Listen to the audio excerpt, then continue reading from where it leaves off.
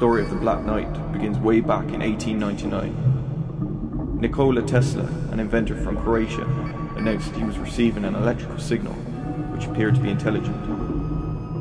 The signal was clearly repeated periodically with such a clear suggestion of number and order.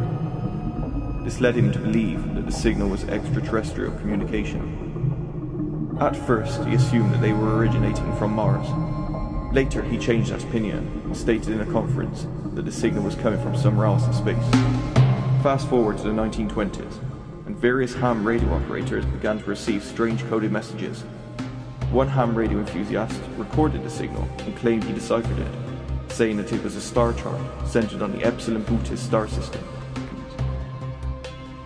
In 1928 in Holland and again in 1929 aboard a research vessel in the South China Sea, they were transmitting sounds over the radio. The return echoes were examined, and they were not as neatly spaced as had been sent. In fact, they were highly irregular, ranging from 1 to 30 seconds in delay time.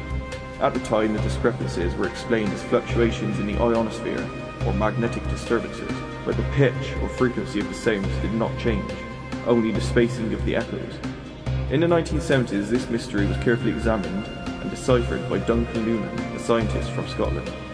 He plotted a vertical axis of the transmitted pulse sequence with a horizontal axis of echo delay time.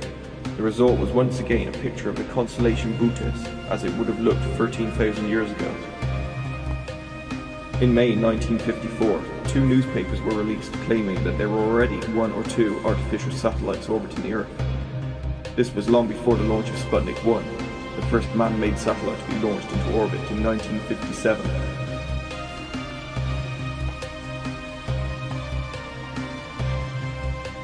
Almost 6 years later, in February 1960, the North American Air Defense System detected a radar echo.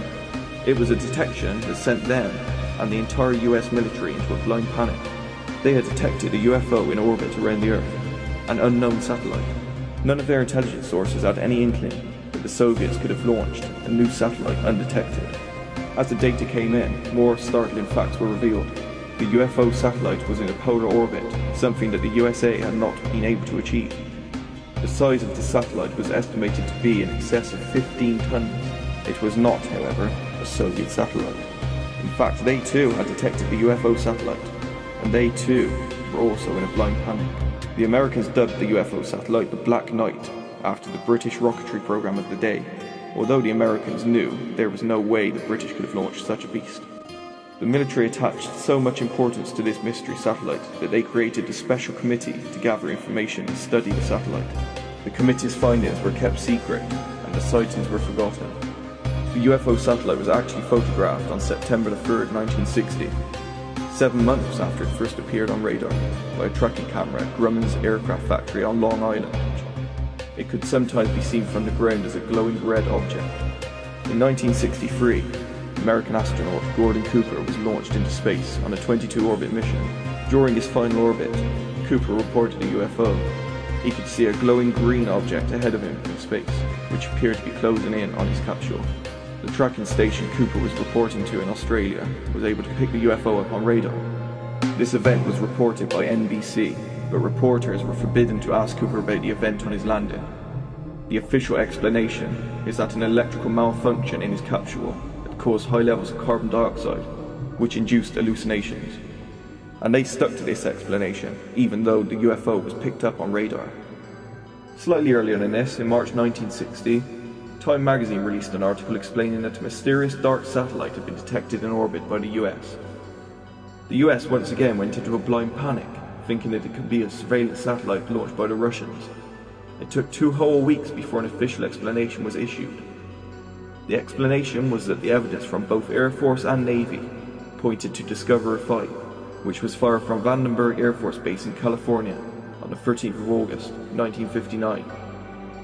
Discoverer 5 had been orbiting for 7 months at this point. Surely they were well aware of its position by now? With the 2-week silence and poor explanation, everything pointed to a cover-up. In December 1998, Space Shuttle Endeavour was launched on a mission to dock with the International Space Station. All of these links are to the following photos that were taken during the mission. To see the rest of the photos, either go to the links which will be posted below, or see our other video on the Black Knight. The photos are labelled as space junk on NASA's website. They were also once labelled as a blanket which was lost on the mission, and even a seat. If they are any of these, then why keep changing the explanation? Many people believe that this is just another NASA cover-up, and that these are actually images of the Black Knight satellite. Whether these are actual pictures of the Black Knight or not, with all of the evidence contained in this video, we know that the Black Knight is real, and that it's probably still in orbit to this day. And being in polar orbit, we know that whoever put it there wanted it to be found.